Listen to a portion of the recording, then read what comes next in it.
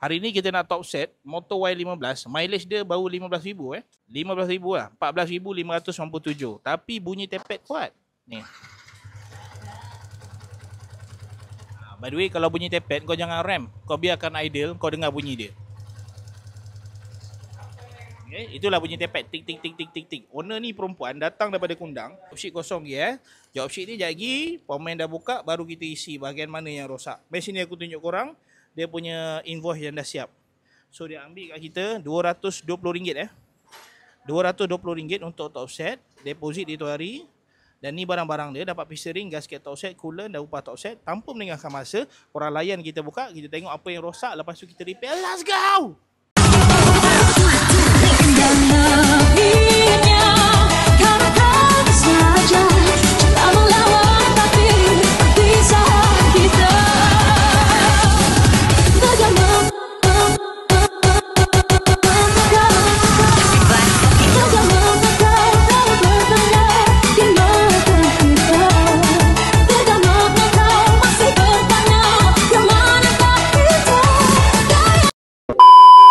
Top set bekalan kita pun dah siap. Kalau korang nak buat juga, pastikan korang mileage at least 50k plus minus dah kena check top set ni untuk pastikan korang punya makam minyak hitam settle, korang punya performance loss settle, korang punya beli pelik pun settle. Zah, ni pemain dia.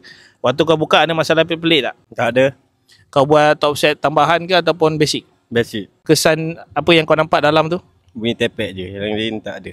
Jadi kalau selepas buat top set, apa yang dia akan rasa? Senyap lah. Jom kita dengar bunyi motor Bismillah. Aku bagi dengar bunyi blok dulu. Aku bagi dengar hit.